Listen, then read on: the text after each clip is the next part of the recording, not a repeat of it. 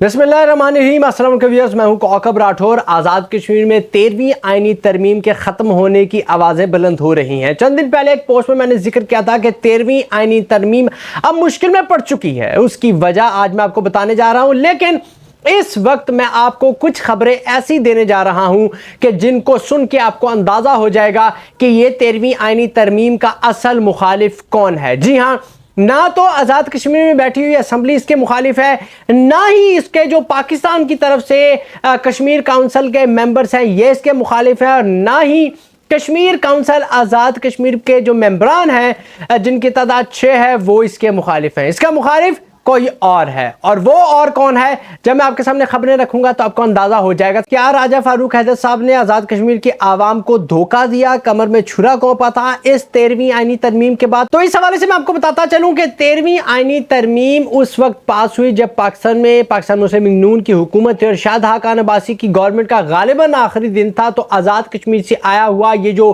एक बिल था, मुसव्वदा था कि जो आइन की तरमीम का, उस पे उन्होंने दस्तखत कर दिए। बहुत से कानूनदानों तज्जियाकारों का कहना है कि उस वक्त कुछ फैसले जल्दी में हुए। अब आप लोगों ने हमेशा एक बात याद रखनी है कि आइन कोई बिल्कुल अल्लाह रब्बुल इज्जत की तरफ से भेजा नहीं गया होता। उसमें गलतियां भी हो सकती हैं, कमियां कोताहियां भी हो सकती हैं, उनको ठीक भी करना चाहिए।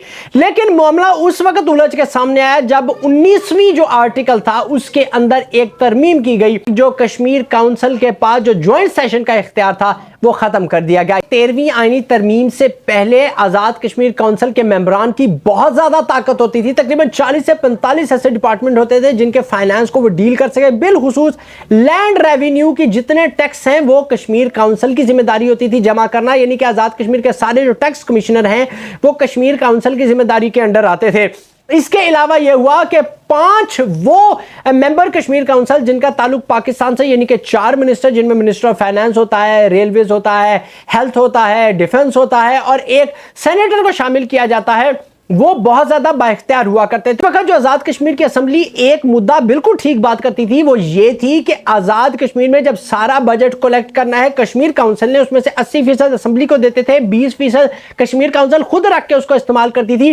तो उस वक्त करोड़ों रुपए की आज़ाद कश्मीर के बजट में करप्शन देखने में सामने आई। जी हां, 13वीं आईनी तरमीम से पहले जो पाकिस्तान की तरफ से मेंबर कश्मीर काउंसिल बनाए जाते थे, जो मैंने आपको बताया मिनिस्टर्स वगैरह होते थे, तो ठेके लेकर उड़ जाते थे, बल्कि बहुत सा अपना स्टाफ डेपुटेशन पे लाके उन्होंने आज़ाद कश्मीर की ब्यूरोक्रेसी को कंट्रोल कर रहे थे। और अगर आपको याद हो तो 13वीं आईनी तरमीम का सबसे बड़ा मुखालिफ आज़ाद कश्मीर की ब्यूरोक्रेसी थी, क्योंकि ब्यूरोक्रेसी जान चुकी थी कि जैसे ही ये 13वीं आईनी तरमीम पास होगी सारे इख्तियारात, सारी ताकत चली जाएगी आज़ाद कश्मीर की असेंबली को। अब सबसे बड़ा जो प्रॉब्लम यहां पे पैदा हुआ वो आज़ाद कश्मीर के सदर के इलेक्शन का हुआ। जी हां, 13वीं आईनी तरमीम के बाद आज़ाद कश्मीर के प्रेसिडेंट के लिए जो सिलेक्शन था, वोटिंग प्रोसेस था, जो पावर थी, वो जो पाकिस्तान के जो मेंबर कश्मीर काउंसिल थे या जो आज़ाद कश्मीर के मेंबर कश्मीर काउंसिल थे उनके पास से तकरीबन खत्म हो गई और सिर्फ प्राइम मिनिस्टर ऑफ पाकिस्तान के पास चली गई।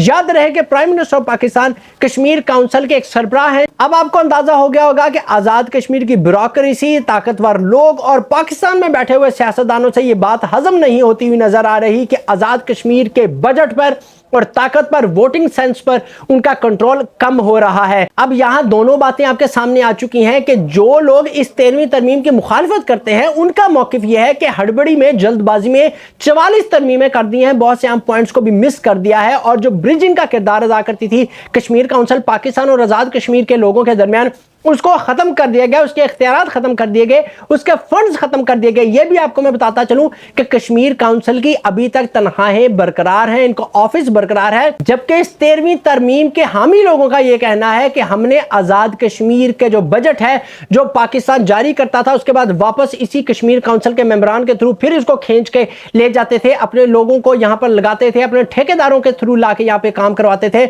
उसका रास्ता हमने रोका है। आगे क्या होने जा रहा है और वो ये है कि मुझे मुमकिना तौर पर 13वीं आईनी तरमीम उड़ती हुई नजर आ रही है।